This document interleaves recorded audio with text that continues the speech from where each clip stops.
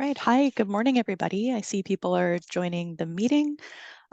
Welcome to day 2 of the Respectful Workplace Week Forum for 2024. My name's Amber Chisholm. I'm Associate Director at Public Legal Education and Information Service of New Brunswick, or Please NB, and I'm going to be your host for today. So a note first for everybody in attendance here that most of our sessions today will be recorded. That won't include the chat or anything like that, but just be aware if you are asking questions of the presenters, we are going to have recordings of the presentations available on our website at a later date. Before we begin, I just want to give you some logistics of how the Zoom webinar is going to work. So we do have simultaneous translation available all day for all of the sessions, and you can access those channels down at the bottom of your screen if you choose the interpretation button and choose the language you'd like. Just be aware, for example, our first presentation today is going to be a bilingual presentation, so you will want to choose the interpretation for the language of your choosing if you're not able to follow along in both official languages. Our translators today are Chrissy Michaud, Marie-Catherine Chiasson, Laura Booney, and Jelena Holland. So thank you very much to all of them for helping us make sure that this session is available and the conference is running smoothly in both official languages. As attendees, all of your microphones and cameras are turned off. So you can send us comments, but we ask that you do it through the Q&A session. We don't really have a way of addressing raised hands or other kinds of comments since we can't unmute you or have you speak to the audience. So if you have questions or any issues accessing the content, just drop us a question in the Q&A. We will ask speakers their questions after their presentation. So near the end, we'll have time for audience questions, but our tech support and hosts will also address any logistical issues or access issues that you're having if you drop them in the Q&A. And again, that Q&A is also at the bottom of your screen. Our forum sessions, again, will be recorded and made available on our website. So without any further delay, I'd like to introduce our first session for the day, and that is Pay Equity and Women in the Workforce in New Brunswick. So that's presented by Rachelle Richard and Sophie Huguet from the New Brunswick Coalition for Pay Equity. Thank you so much for joining us today. I'm going to introduce the two of them now. So passionate about the relationship between societies and their territories, Sophie Huguet graduated in Geography and Environmental Management. Over the past 2 decades, she has held various positions in both the public and private sectors between France and Canada. Specifically, she has worked for nonprofit organizations for over 10 years. Her various professional experiences have led her to work with a wide variety of partners and audiences. Rachelle Richard received a bachelor's degree with a specialization in political sciences from l'Université de Moncton and a bachelor's degree in journalism from King's College University. She coordinated the coalition's community action project to amplify women's voices for pay equity in the private sector between June 2017 and December 2019, and is now responsible for the coalition's public affairs and communications. In addition to her occupation at the coalition, she currently volunteers on the board of directors for both the Common Front for Social Justice and the Fry Festival.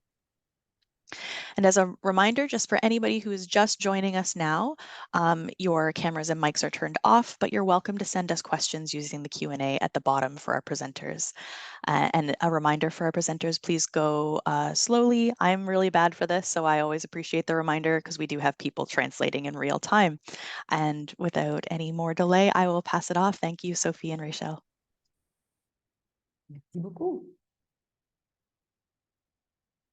Oh, Rachelle, I can't hear you. Are we having trouble with anybody else? Yeah. Is this better? Oh, That's yeah, better. it Thank works. you. I'm just saying thank you for inviting us today and for doing this presentation. We're very excited to share what the coalition has been doing and how pay equity is progressing in New Brunswick. So I will start off the presentation by sharing my screen. Just one moment.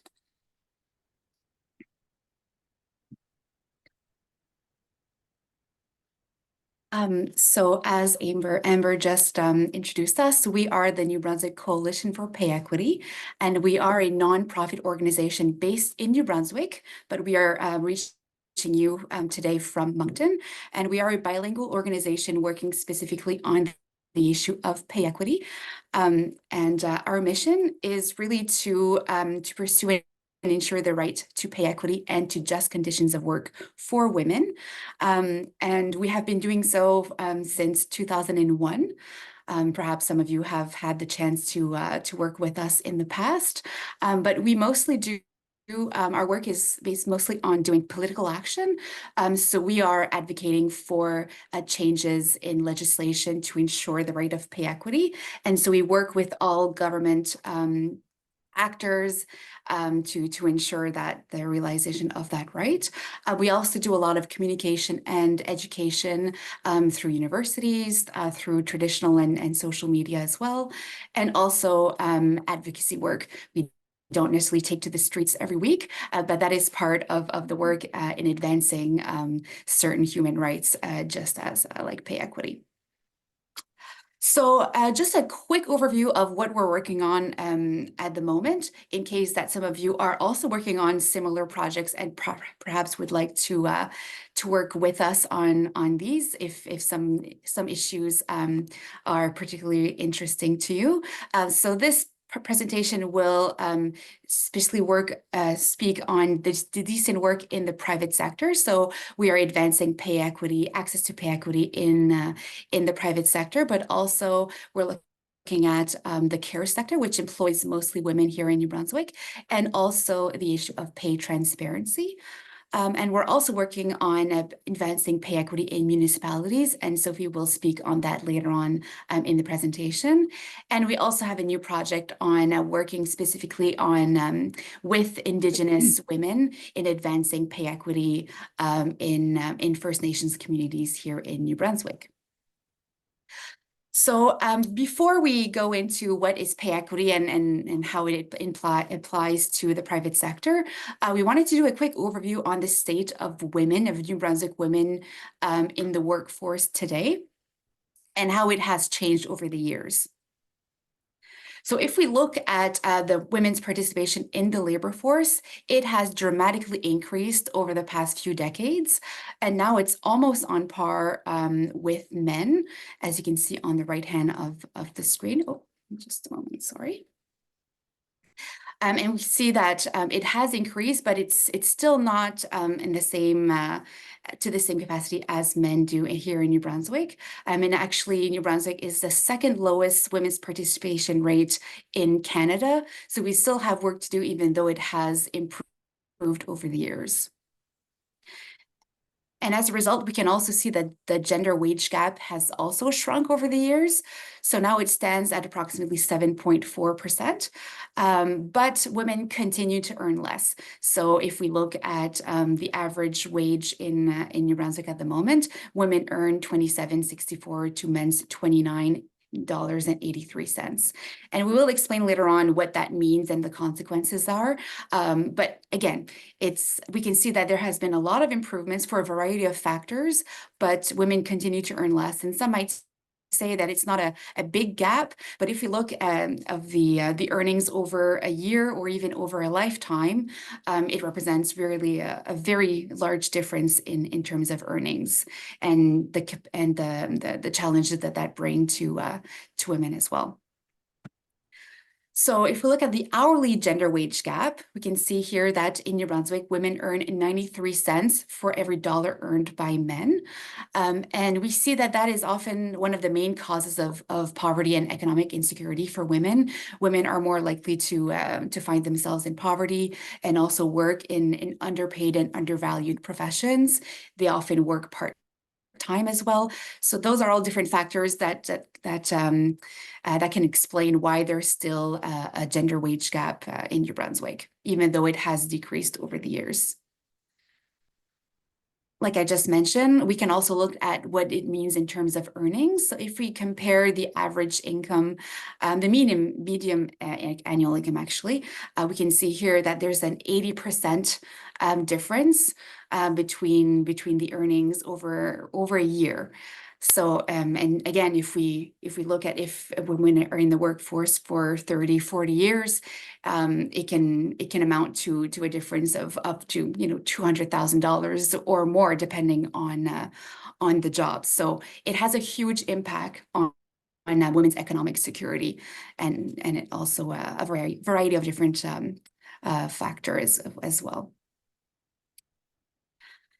So we can also look at the impact on different types of women. So what we were talking about earlier was just women in general, but we can see here that there's a different, if we look at different socio-demographic factors, we can see that Indigenous women, for example, earn a lot less. So there's a 42% gap in income.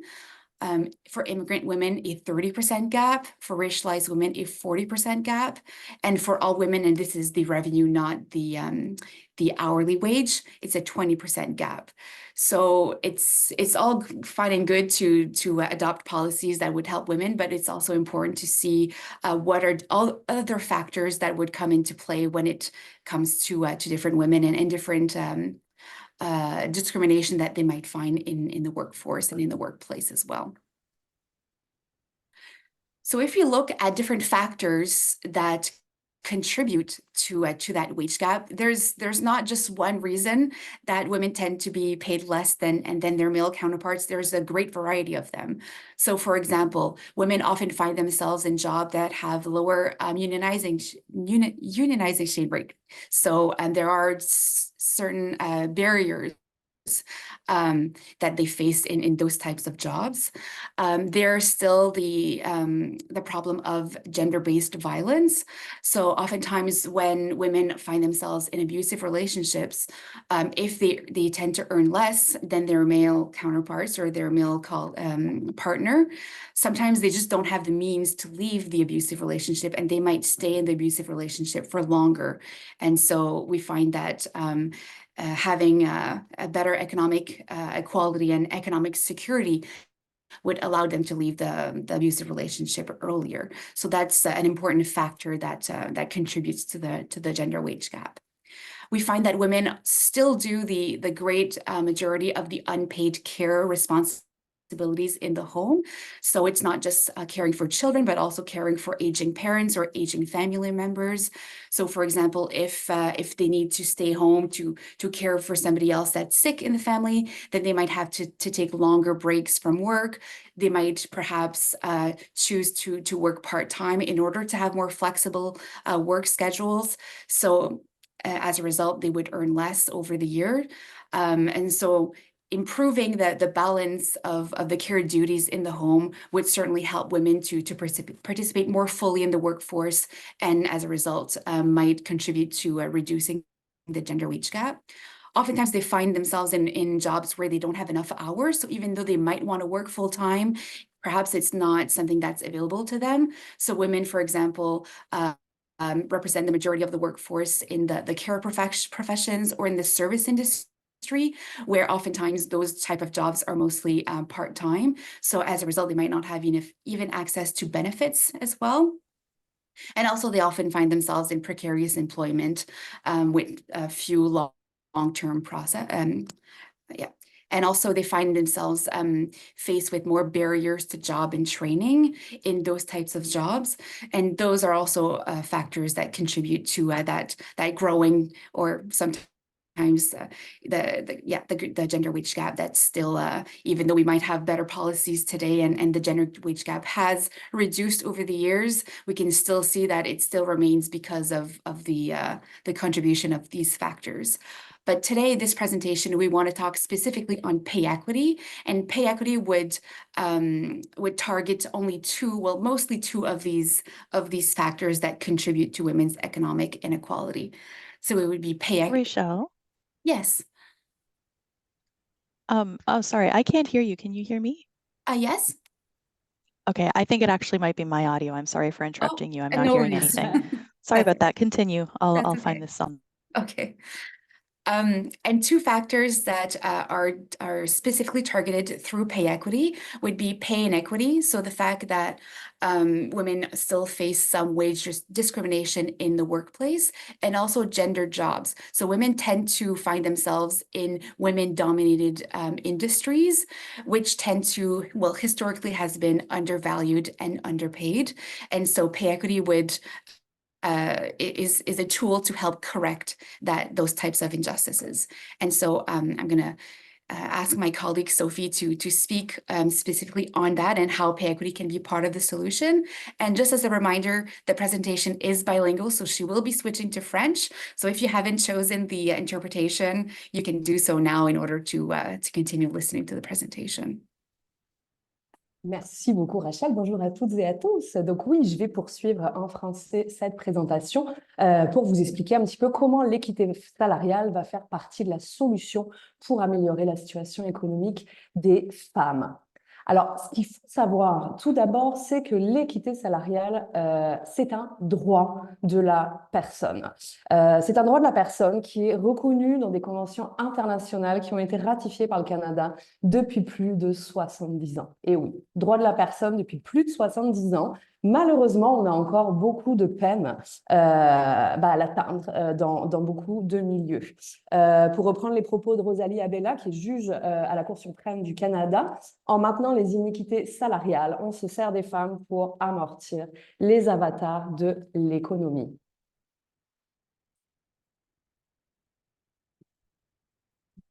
Merci Rachel. Alors, pour bien comprendre ce que c'est que l'équité salariale, ça va être important de revenir sur quelques définitions. Tout le monde ne sait pas forcément ce qu'est l'équité salariale, puis on peut facilement la confondre avec d'autres termes. Donc, tout d'abord, l'équité salariale, il ne faut pas la confondre avec l'égalité ou la parité salariale. Alors, qu'est-ce qu'on appelle par parité salariale? Ça va être un salaire égal pour un travail égal. Alors, par exemple, si on prend l'exemple de chef cuisinier, à compétences et à expérience égale, si on veut avoir de la parité salariale, le chef et la chef devront avoir le même salaire. Donc, c'est salaire égal pour travail égal. L'équité salariale, il ne faut pas non plus la confondre avec l'équité interne. Alors, qu'est-ce que l'équité interne? Eh bien, c'est l'évaluation et la comparaison de tous les emplois d'un organisme selon les qualifications, les responsabilités assignées, les efforts et les conditions de travail. Mais avec l'équité interne, on ne va pas faire de distinction des genres entre les différents emplois. Alors, l'équité interne, ça va permettre de garantir un salaire qui va être cohérent entre les différents emplois au sein d'un même organisme. Donc, égalité, parité, équité interne. Maintenant, qu'est-ce que c'est que l'équité salariale? Eh bien, c'est un salaire égal pour un travail de valeur égale ou comparable. C'est-à-dire que pour atteindre l'équité salariale, on va devoir comparer la valeur des emplois à prédominance féminine à la valeur des emplois à prédominance masculine. Alors, qu'est-ce qu'on appelle un emploi à prédominance féminine ou masculine?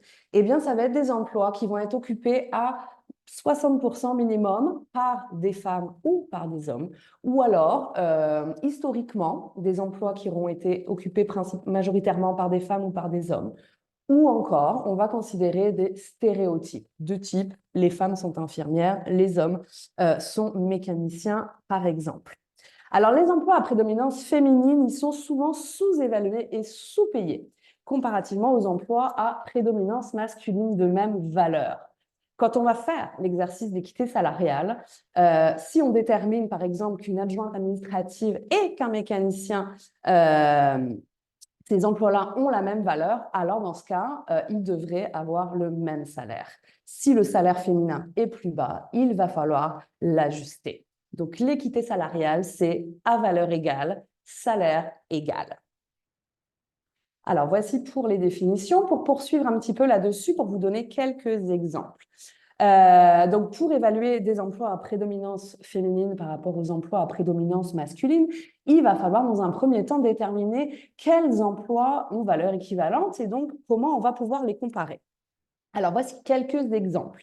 Dans un hôtel, un emploi de femme de chambre peut avoir la même valeur qu'un emploi de portier. Dans une municipalité, un emploi d'adjointe administrative va pouvoir avoir la même valeur qu'un emploi de mécanicien. Et dans une épicerie, eh bien, l'emploi de caissière va pouvoir avoir la même valeur que celui de manutentionnaire. Alors, on peut changer de diapo, merci beaucoup. Alors, vous allez me dire, comparer un poste d'adjointe administrative avec celui d'un mécanicien ou celui de caissière avec un manutentionnaire, c'est un petit peu comme comparer des pommes et des oranges. Mais est-ce qu'on peut vraiment comparer des pommes et des oranges? Eh bien, Oui, on peut les comparer. On peut les comparer en regardant par exemple leur diamètre, en regardant leurs calories, en regardant le pourcentage de gras, de protéines, de fibres. Et tout ça, ça va nous donner la valeur nutritionnelle de ces fruits. Pour comparer un emploi, ça va être très exactement le même principe qu'on va voir sur la diapositive suivante. On va comparer 4 facteurs qui vont nous permettre de déterminer la valeur d'un emploi. Le premier facteur, ça va être les habilités et les qualifications. Alors, de quoi on parle? Là, on va parler du niveau de formation, du nombre d'années d'expérience ou encore de la dextérité, donc la motricité fine et globale. On va également parler des responsabilités, donc par exemple en termes de communication, en termes de supervision, de sécurité d'autrui ou encore de gestion des finances. Ensuite, on va aller regarder l'effort. Alors, par effort, on pense tout de suite à effort physique. Alors, effectivement, on va aller regarder ce qui se passe. D'ailleurs, les efforts physiques ne sont pas réservés qu'aux emplois masculins. Je vais vous prendre, par exemple, l'exemple des travailleuses de soins dans les foyers qui doivent soulever des patients. Donc oui, il y a un gros effort physique dans ces emplois-là également, même si ce sont des emplois féminins. Alors, effort physique, mais également effort intellectuel. Donc, on va mesurer le degré de réflexion et d'analyse que nécessite le poste. Le fait, par exemple, aussi de devoir être multitâche. Là, je pense notamment à des emplois d'adjointe administrative qui doivent faire 3, 4, 5 tâches en simultané quasiment. Et on va aussi considérer dans le facteur d'effort le niveau de concentration requis pour accomplir ces tâches. Et donc, enfin, dernier facteur que nous regardons, ça va être les conditions de travail. Donc, les horaires. Est-ce qu'on travaille de jour, de nuit, les fins de semaine? Est-ce qu'on travaille dans le froid, dans le chaud, debout, assis, dans la poussière, dans les odeurs? Est-ce que notre métier présente un risque ou encore est-ce qu'on doit faire face à de la violence verbale, par exemple? Encore une fois, je pense au personnel féminin qui travaille, par exemple, dans des maisons de soins. Alors, on regarde ces 4 facteurs et pour ces 4 facteurs, on va attribuer un nombre de points. On va également pondérer ces facteurs. Alors, pondérer, ça veut dire quoi? Ça veut dire, en fonction de la valeur et de la mission de l'organisme, on va attribuer un pourcentage de points plus ou moins important aux 4 facteurs. Donc là, pour regarder un exemple un petit peu de plus près, on va comparer l'emploi de secrétaire à celui d'opérateur de machine. Donc si vous regardez un petit peu les différents pointages, on peut voir que la secrétaire, en termes d'habilité et de qualification, elle va obtenir un pointage un petit peu plus élevé, puisque sans doute elle a besoin de plus de qualifications que pour l'emploi de mécanicien. En termes d'effort, on est quand même sur des valeurs relativement similaires, pas forcément le même type d'effort, mais des efforts reconnus. En termes de responsabilité, c'est la même chose. On reste sur des valeurs relativement proches, un pointage de 161 pour la secrétaire contre 142 pour l'opérateur des machines. Et enfin, au niveau des conditions de travail, là, l'opérateur de machine va avoir un pointage plus élevé que celui de la secrétaire. Donc, vous voyez sur ces 4 facteurs des pointages quand même différents, malgré des similitudes, et un score final qui, en fait, est très similaire. 470 pour la secrétaire, 472 pour l'opérateur des machines. Mais si on regarde le salaire de ces 2 emplois, la secrétaire est payée 24 $ de l'heure contre 27 pour l'opérateur des machines. Si on veut atteindre l'équité salariale, il va falloir ajouter 3 $ de l'heure à la secrétaire pour justement avoir le même salaire à valeur égale, salaire égal. Merci. Alors, quelles sont les étapes pour comparer les emplois? Alors, cette diapositive, il y a beaucoup de mots là-dessus. Je vais vous expliquer un petit peu comment on fait pour dérouler ce processus. Alors, tout d'abord, pour atteindre l'équité salariale, il va falloir identifier les catégories d'emplois et leur prédominance. Donc, les groupes d'emplois qui sont similaires et déterminer si ce sont des emplois à majorité féminine ou à prédominance masculine. Ensuite, il va falloir choisir une méthode d'évaluation qui est reconnue comme non sexiste. Alors, je ne vais pas rentrer dans le détail, mais il y a beaucoup de méthodes d'évaluation qui peuvent être considérées comme sexistes et qui, du coup, ne sont pas à privilégier. Mais la méthode d'évaluation, pour être non sexiste et non genrée, devrait se baser sur les 4 facteurs dont on vient de parler, à savoir les habilités, les responsabilités, les efforts et les conditions de travail. Alors, une fois qu'on a choisi notre outil d'évaluation, on va pouvoir élaborer les descriptions d'emploi. Alors ça, c'est une étape qui est très sympathique. Donc, ça va correspondre en fait à la description des tâches. Donc, ce serait typiquement le travail qu'on fait quand on publie une offre d'emploi. On va regarder quelles sont les tâches pour chaque poste. Et cette description, justement, elle va permettre de bien connaître l'ensemble des postes d'un organisme et donc pouvoir faire les ajustements appropriés. Une fois que nos descriptions d'emploi sont faites, pardon. Une fois que nos descriptions d'emploi sont faites, on va pouvoir comparer la valeur des catégories d'emploi. Donc, faire le travail pour regarder sur le tableau que je vous ai présenté dans les diapos précédentes. On va attribuer des points selon les tâches et ça va permettre de donner une valeur à l'emploi. À partir de là, on passe à l'étape suivante qui est calculer le salaire équitable. Donc, on va comparer les salaires et s'il y a des différences, à ce moment-là, on va réajuster les salaires de manière à ce que chacun soit payé à sa juste valeur. Étape cruciale, enfin, ça va être d'afficher les résultats et de verser des ajustements lorsqu'il y a iniquité. Alors, je dis lorsqu'il y a iniquité parce que potentiellement, on pourrait s'apercevoir qu'il n'y en a pas, auquel cas il n'y aurait pas d'ajustement. Mais s'il y a des iniquités, on va ajuster en termes de salaire.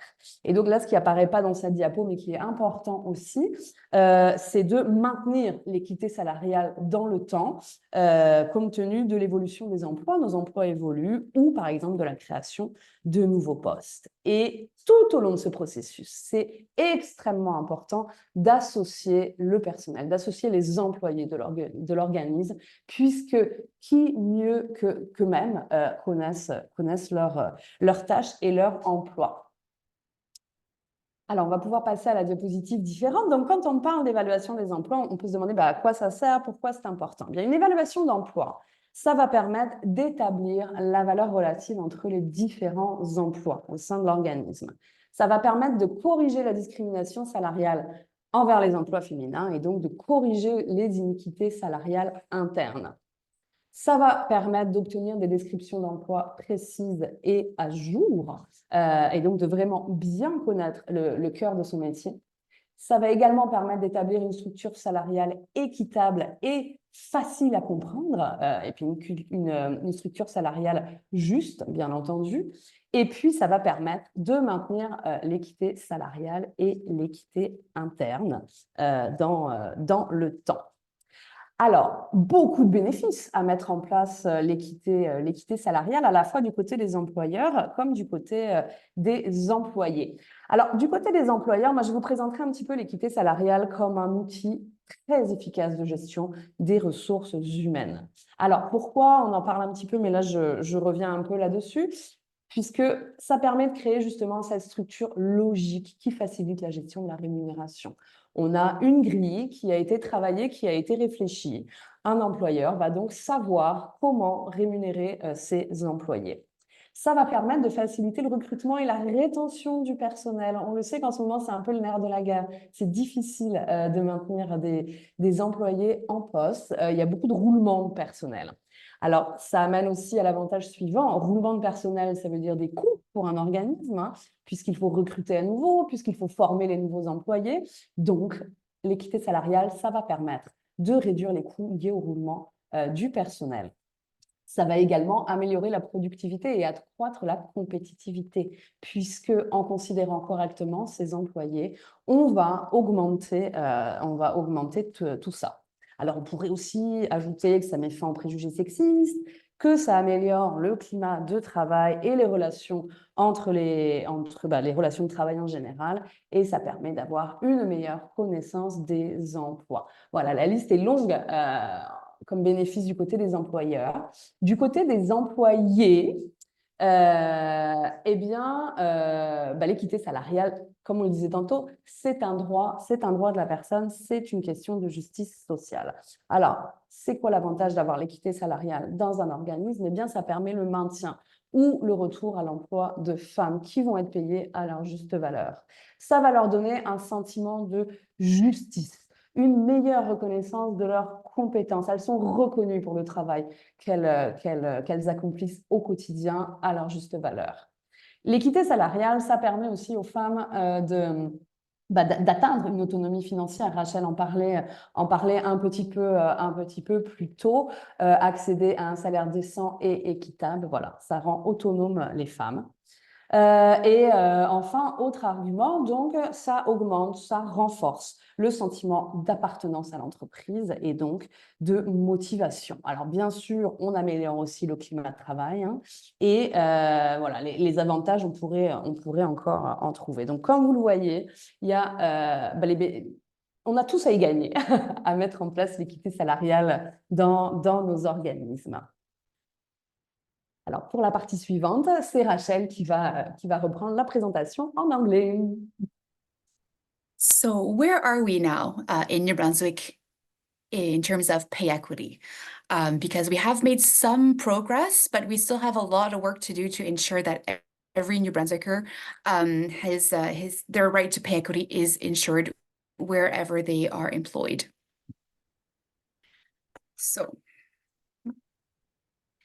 So we are very lucky to have legislation that applies to the public sector here in New Brunswick. So we have the Pay Equity Act that was adopted in 2009, and it applies to the provincial civil service, the school and hospital system, and all Crown corporations such as NB Power, Alcohol New Brunswick, Cannabis New Brunswick, and so on and so forth.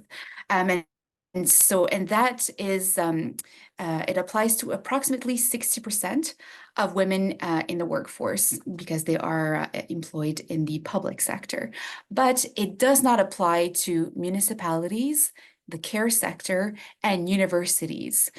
And those, we call them that they're part of the parapublic sector, so they do receive the public funds, but they're sort of in the in-between sector, in between the public and private sector, and unfortunately, the current legislation does not apply to them. And of course, it does not apply to the entire private sector as well. So this is just a very, very quick overview of the application of the public sector legislation here in New Brunswick. And so you can see that the job evaluations have been completed for most of the different job categories. But even though they might be predominantly female ones, you can see in the right-hand column that sometimes no inequities were found. And so no pay adjustments were necessary. But in some cases, some pay inequity were found, and so that necessitated an adjustment. So that really underlines the importance of having pay equity, because without those pay equity evaluations, those jobs would have continued to be underpaid going forward. But you can also see underlined in red, some job categories have not done the job evaluations yet. So that's the work that we still have to do to make sure that the legislation is completely applied to the entire public sector. And we are also lucky in Canada to have a new legislation that covers people who work in federally regulated workplaces. So we have the Pay Equity Act that was adopted only in 2021. So it's relatively new, and it's still, and the first phases are still being applied today. And so it does apply to not only the federal civil service, but also the telecommunication industry, interprovincial transportation, and banking. And so it doesn't necessarily apply to a lot of workers here in New Brunswick, but it's still workers that comprise, combined with the public sector with a good portion of the New Brunswick workforce. And one thing that is important to mention here, that it doesn't apply yet to Indigenous governing bodies, but it will eventually. Specific, they will be applied one Indigenous governing body at a time instead of having one overarching legislation that applies equally to everyone. So just to make sure that they are specific to the cultural sensitivities in each Indigenous First Nations communities. And so that's one part of the project that we have in place right now, is to ensure that the Indigenous First Nations communities in New Brunswick are ready and to apply pay equity in their communities. And so if you look in Canada overall, you can see that probably half of the provinces and territories have pay equity legislation, at least in the public sector. And only Quebec and Ontario have legislation that covers both the public and private sector. And they do since the 1980s and 90s. So it's been a very long time since they've had pay equity legislation, and you can see that and it's going very well. So there's no reason why New Brunswick can't follow suit and adopt pay equity legislation that would cover the private sector as well. But you can also see that there are some provinces that still haven't had adopted pay equity legislation for even the public sector. So it is something that is a battle that is a long-term battle, but it's something that is very important that we will continue to do so until all employees have access to pay equity. So if you look at the New Brunswick private sector, so we don't have legislation yet that covers the private sector, but we find that the great majority of women are employed in the private sector. So at the moment, they don't have access to pay equity. So which is really the main reason why we are working on that issue at the moment, because it's very important to that the right to pay equity is ensured for all workers. And it's also important to note that the majority of businesses in New Brunswick are small businesses. So if we would have pay equity legislation for medium and large size businesses, which would be 10 employees or more, it would impact the great majority of workers, because most New Brunswick are employed in medium and large size businesses. And so having pay equity legislation for at least employers with 10 or more employees would impact the great majority of New Brunswickers. And also we had, there was a survey completed in 2018 for the provincial election at the time. And we found that the great majority of New Brunswickers, 85% in fact, were in favor of pay equity legislation for the private sector. And we can safely assume that that number would probably grow in 2020. If we had the majority of them at the time, and we still don't have legislation, I'm sure that that even more New Brunswickers are ready for having a pay equity legislation in 2024.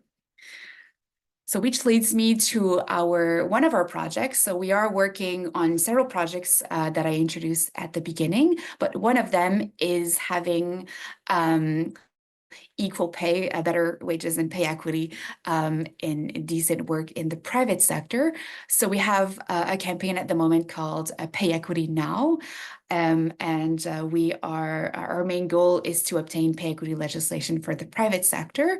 And so it was launched really in time for the upcoming provincial election.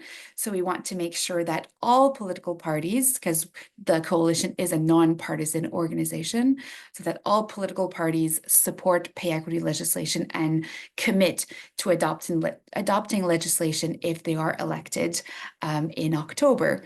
And so if ever you see this image on social media, you'll know what that means. And so that is what we will be focusing on over the next couple of months until we go vote and make sure that pay equity is on the ballot in the next election.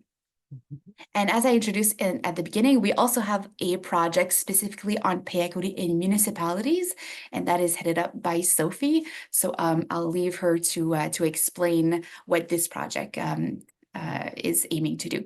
Merci beaucoup. Donc oui, ce projet, il est né, donc le projet L'équité salariale arrive en ville, est né en fait dans le contexte de la réforme de la gouvernance locale. Donc il y a peu, il y a une grosse réforme au niveau des municipalités qui ont pour beaucoup fusionné.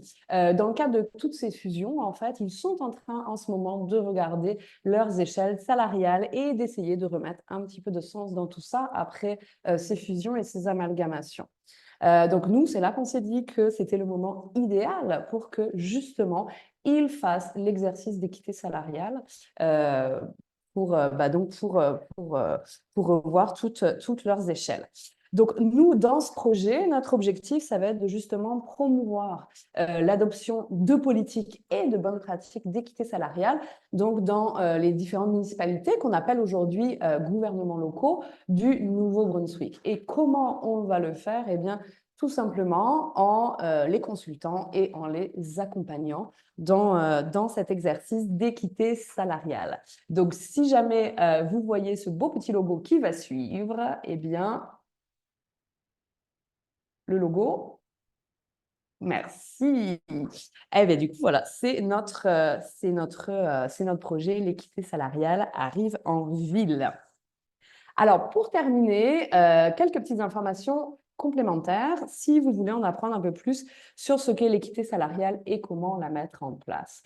Donc, du côté des employeurs, que pouvez-vous faire? Eh bien, je vous invite à aller consulter le site internet du bureau de l'équité salariale qui propose justement des modules de formation, des modèles, des outils, des fiches conseils et des formulaires d'auto-évaluation.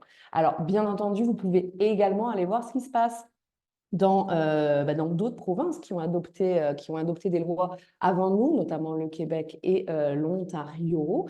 Et puis, bien entendu, vous pouvez aussi consulter notre site internet pour trouver beaucoup d'informations sur l'équité salariale. Du côté des employés, du personnel, eh bien, que pouvez-vous faire? Alors, si vous travaillez dans le secteur public, vous pouvez vous renseigner justement sur l'état du processus d'évaluation et ou du maintien de l'équité salariale au sein de votre structure, de votre organisme.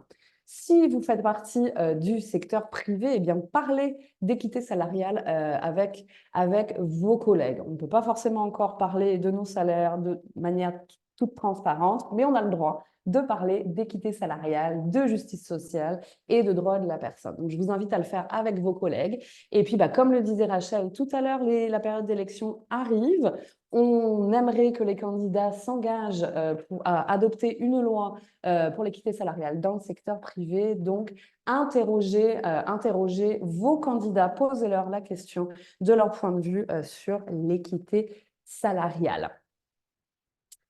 Alors, ce qu'on vous invite à faire, eh bien, c'est de devenir membre de la coalition pour l'équité salariale.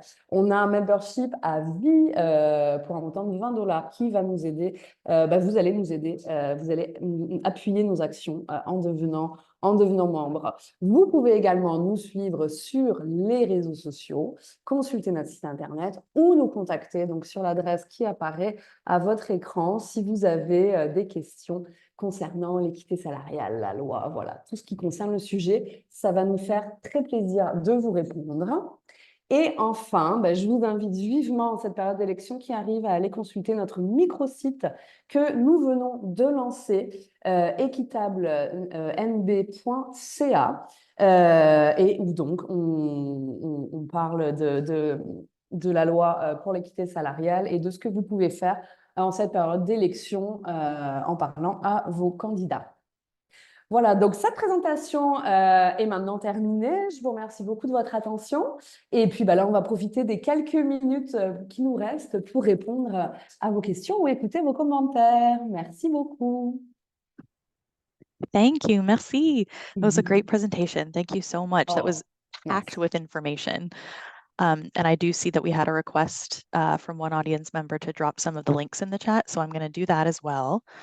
And I'll share that shortly. in English and in French because you kindly provided all of those links. In the meantime, we do have a couple of questions from our audience. So the first one, and I don't know if you have this information offhand, but somebody is asking, if you add the federal sector in New Brunswick, what would be the percentage of women with pay equity? Well, they don't have pay equity yet. They're really in the first phase of of uh, doing the job evaluation. So it's probably until they actually touch pay equity wages, it's probably going to be in a few years. But I think it touches about 3% of the workforce. But I'm not sure exactly how of the number of women in New Brunswick. We could probably get that number for you, but it's very little. There's not a lot, unfortunately. So it's about 3% overall in Canada. So in New Brunswick, in terms of the workforce, in terms of women, I'm not exactly sure because pay equity, it applies to all the federally regulated workplaces, but it looks at where there are predominantly female jobs. So it doesn't necessarily impact all jobs in the sector, but we're really looking at the jobs that are women-dominated jobs. So, for example, I know in New Brunswick, so it's going to touch the workers who work in the call centers for Bell Alliant, for example. It's going to impact the workers who work for Air Canada. So those are the type of workplaces that will have to do pay equity evaluations, but really only looking at the job categories that are women dominated. So it's kind of hard to get the specific number because they have to do the first step of the process to just even determine what are the women-dominated job categories. So before they do that, it's difficult to know exactly how many women it is going to impact. But hopefully in the coming years, we'll have more information on when the job evaluations are actually underway, how many women are going to be impacted in New Brunswick. Wonderful, thank you. And we've got another question here, and it's simply, why is there not legislation governing the private sector? Any ideas why that hasn't happened yet? Good question. I don't know, Sophie, if you want to try answering that, but... Oh, no, you can go. Well, it's a very good question. I would say, to be perfectly frank with you, I think the resistance is coming mostly from private sector business owners. Because even though there is a lot of benefits, before they see the benefits, they have to do the job evaluations. And sometimes, especially if you don't understand the process and you haven't really tried and looked at what pay equity would mean, it can seem a little daunting at first. And as we know, they don't want more burdens placed on them in terms of the work to do the pay equity evaluations, and perhaps if there is some inequities found, to actually have to pay the difference. It can probably be a little scary for some, but like we mentioned earlier, in Quebec, they've had legislation since for decades now, and a recent study found that not a single employer had to close their doors because they did a pay equity evaluation. So perhaps, sometimes you're more scared of something of the unknown, is something you haven't done yet. But when we found that when employers had to do it, it wasn't a burden anymore. And so I think that's probably a big part of the problem. But we found also that when we mention you're not necessarily going to find a disparity, because when we speak to business owners, I doubt that many of them will say, oh yes, because I think women are worth less and their jobs are not as important, so I'm going to pay them less. So I think a lot of those,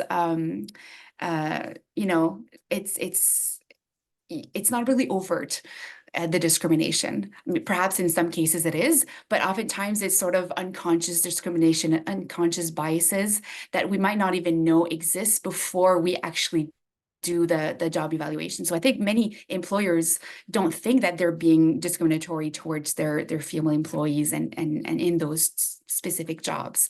So I think it's really only through doing the job evaluations that we find that there are some disparities sometimes.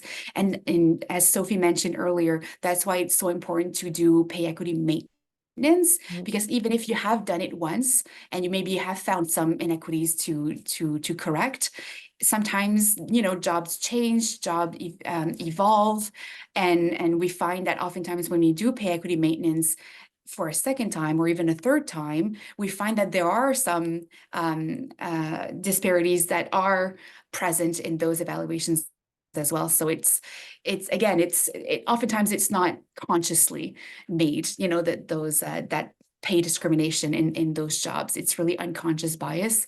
And so that's why it's very important to do those evaluations. But I know that just quickly, when in 2018, the Liberal Party had promised to adopt pay equity legislation for the private sector if they were elected.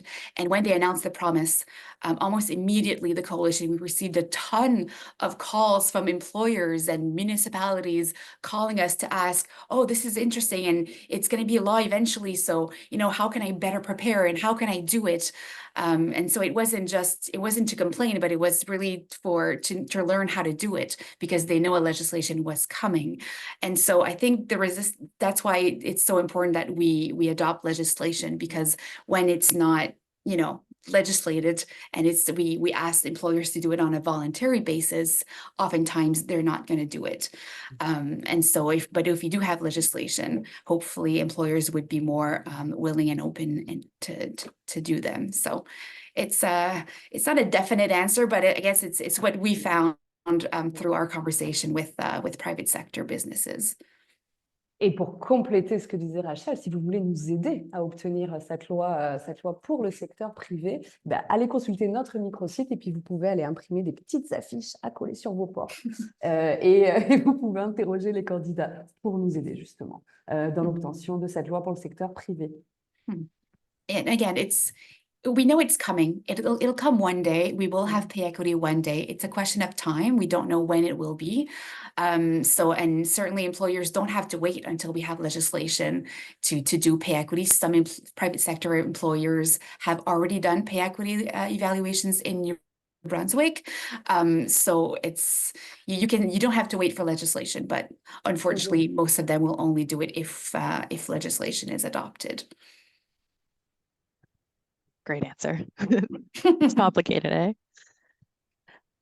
So we have 3 questions that have still come in from the audience and about 3 minutes left. So we'll get to the ones that we can. I know it's a very complex topic that can't always be answered in 1 minute, but the next one that we've got that came in is there any effort being made to track pay equity data for non-binary and trans workers? Very interesting question. Yeah, and because our legislation was adopted so long ago, really it wasn't something that was really taken into consideration when it developed the evaluation process. The new legislation at the federal level started to, but it's something that's still ongoing. In terms of data, I don't think there's data yet. I mean, there's really data from StatCan on the number of non-binary workers. We've only gotten those stats in the last census, so it's something that's hopefully coming in the future. But pay equity would apply to trans workers and non-binary people. So it's not really legislated yet. At the moment, I think when we do pay equity evaluations, trans people if there's trans women, they would be counted in the women category, and the trans male would be considered in the male category. And I think at the moment, they would give the choice to non-binary people to either identify for at least just in the pay equity evaluations within the female or male category, or choose not to be counted altogether. So at the moment, because binary pay equity is such a binary process, it's very difficult to be. It's something that we have to contend with to see how we can be more inclusive. So at the moment, the process, unfortunately, it's still very binary because we are trying to correct historical undervaluation of women-dominated jobs. And we often find that disproportionately trans people, from the LGBTQI community and non-binary people are disproportionately represented in women-dominated jobs already. So oftentimes they would also face the same discrimination as their female counterparts. So oftentimes they would be accounted for in the women job class category if we do the pay equity evaluations, but ultimately at the moment they would be given the choice where they want to be counted in, I guess. But it's still something that needs to be developed. And hopefully, if we have a new legislation in the future, that's something that will be in the new law. Okay, thank you. That's very interesting. All right, hopefully we have time for one more question before we take a quick break before our next panel. So how do we compare to other countries, the US and Europe? Very good question. Unfortunately, a lot of different countries, you'll often hear pay equity in the US media, but actually they're talking about equal pay or pay parity. Oftentimes they don't distinguish from the two terms. So unfortunately, they don't have actual pay equity legislation. Sometimes they'll do, but if you read a little into it, you'll find that they're just comparing women and men doing the same job. And thankfully in New Brunswick, that's been the law since the 1960s. So we've done that. So we're already on the next step. So we're actually in advance of many countries. Europe, they have in the European Union, there are some countries that have gone forward with pay equity. We're still in the same stages, so they're not very much in advance as us. So I guess it's great to see that Canada is at the forefront of this issue.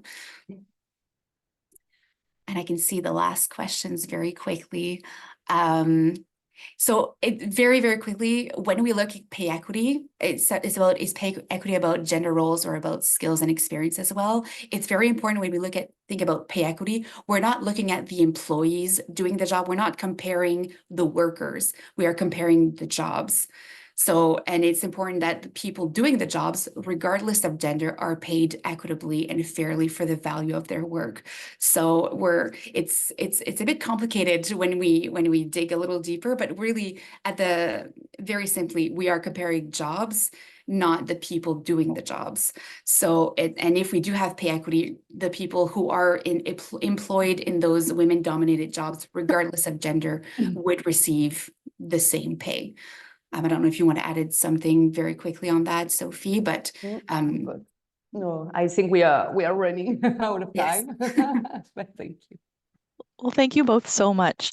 That was a wonderful presentation. Thank you for answering all of our questions on a very complicated topic. And I guess we'll take a quick break now before our next panel. As a note, we've just dropped a feedback survey into the chat for the session-specific feedback that you might have. So if you have anything to say about our panelists, the presentation, how this went, feel free to click on that link and give us a little bit of feedback. We're going to take a quick break and we'll come back at 11 a.m. for our next session, which is going to be a discussion panel on disability at work with some folks from Ability New Brunswick, Inclusion New Brunswick, and the Canadian Mental Health Association of New Brunswick. So I'll see you in a few minutes. Thank you so much, Rachel and Sophie. Thank you.